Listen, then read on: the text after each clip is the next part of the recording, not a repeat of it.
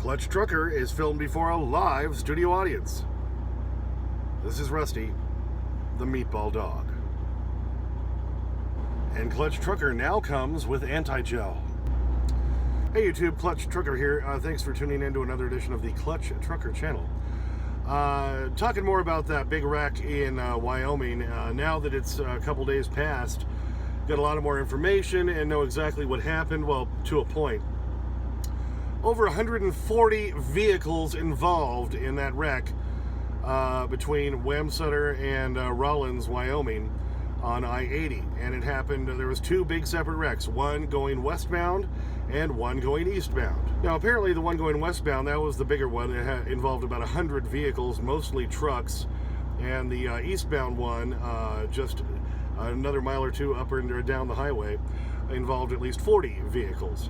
And if you can go, you can do a Google search of like Wyoming I-80 Crash, and you can find at least a couple of video clips. I found a couple of them, at least around 6 minutes long, just showing the aftermath and how nasty this accident was.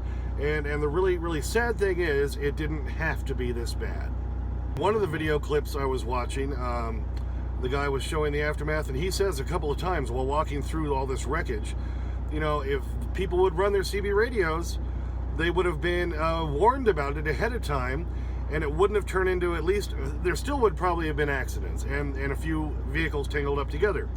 But it wouldn't have just continued to keep vehicles slamming, you know, into the back of this thing, because all these people don't run their radios and aren't listening to find out, hey, there's a major wreck up ahead. And, you know, I said this a few years ago when there was the other big crash in Wyoming on the Cheyenne Hill, on Sherman Hill, heading down into Cheyenne, where it was a big pileup of like 25 or 40 vehicles, and mostly trucks. Same reason, because they weren't paying attention, they weren't listening to the radio, and so by the time they come up on all these vehicles stopped, and the road is slick and icy, and the visibility is poor, it's too late. And it just contributes to the accident and the pileup, and makes it that much worse. Now, of course, I'm not in any way trying to say, you know, that this wasn't a big tragedy. It was. It's a huge tragedy. But it shouldn't have been as bad as it was. And that's the really sad part, is a lot of these younger drivers, if you watched one of these videos, most of the vehicles, the trucks you saw in there were the company drivers, company trucks that tend to hire the newer guys. They don't have as much experience, and a lot of these newer these companies that hire the newer guys, they tell them, don't run your radio, don't run your CB, which is stupid. You should run it because it's a source of information. Yeah, you got to put up with I ain't wearing no underwear and shut up stupid and all that crap, but you know, it has saved my butt too many times about backups and accidents ahead of me that I've been able to get off the road or avoid it. And like I say, this would not have been near as bad as it was if a lot of these guys had been running their CB radios.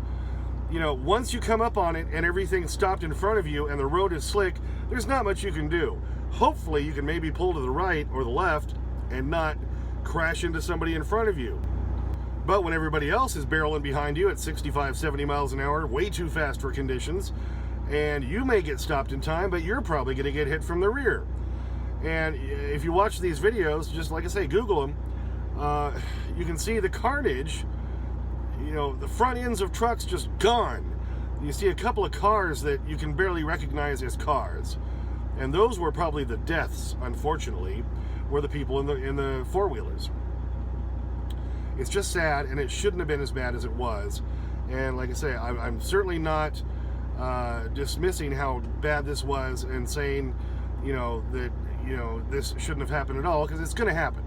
Accidents are going to happen. It just shouldn't have been as bad as it was if more drivers these days would run their damn radios and listen and find out what's going on and not drive too fast for conditions. And I blame part of this on the e-logs and these companies pushing their drivers too hard. As I said in my winter driving video, if you don't feel safe out there, get off the road. And if your company keeps pushing you, you're working for the wrong company. You know, people shouldn't be dying. We shouldn't have trucks all over the road and shutting down highways for days. Here it is, Tuesday, the 3rd of March. This happened on the 1st, on Sunday. that highway is still shut down. I luckily had stopped in Walcott to take a little nap. When I woke up and turned on my radio and heard all the carnage happening, I waited a little longer and then found out, okay, it's shut down. I'm staying here for the night. Finally, the next day, Highway 130 south from Walcott, luckily I stopped in the right spot, was about the only thing open in Wyoming. So I was able to get down into Colorado, ran about an extra 200 miles out of my way, but I was still able then to make my delivery here in Sparks, Nevada, a day late, but I made it. And that highway is still shut down over there in Wyoming. Last I looked, they're still saying maybe 10 p.m. to midnight tonight, maybe. This was a massive, massive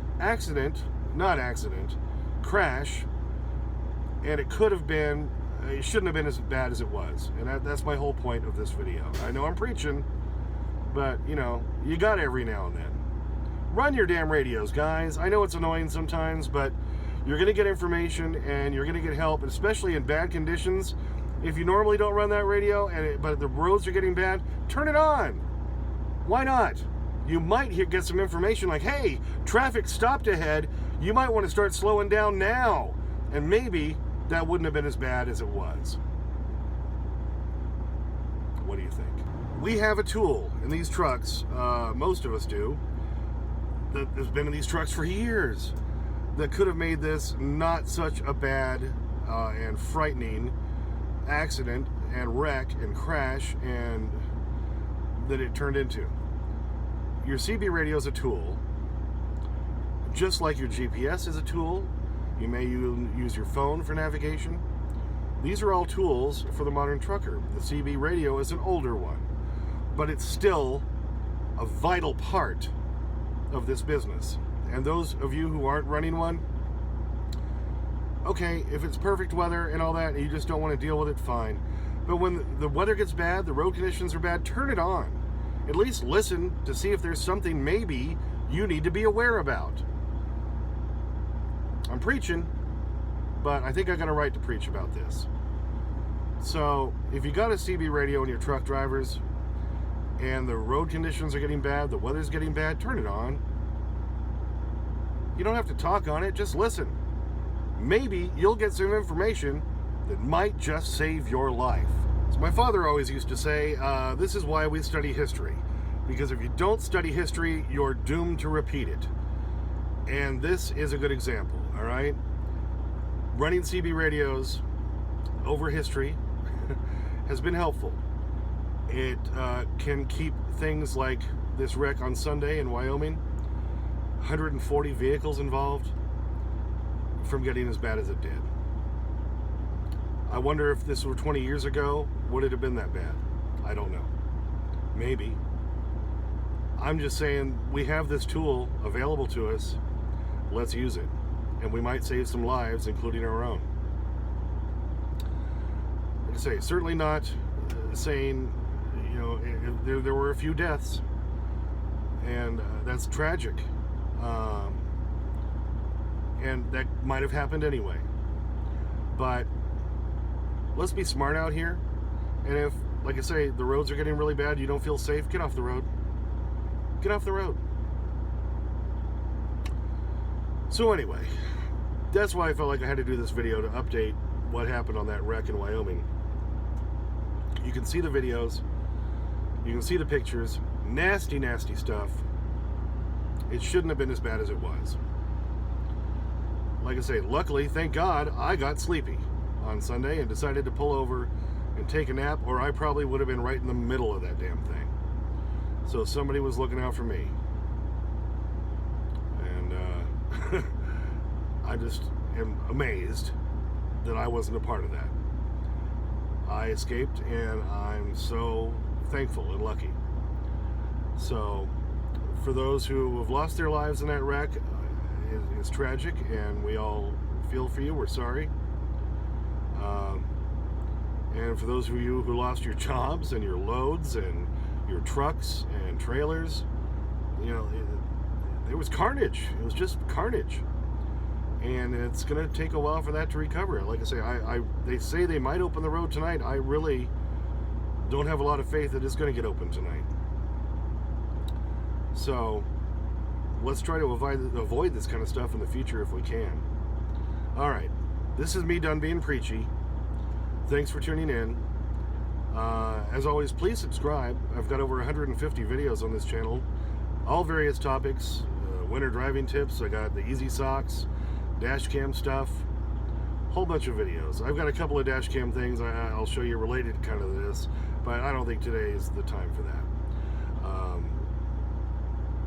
I'll just end it right here by saying thanks for tuning in, and as always, clutch out.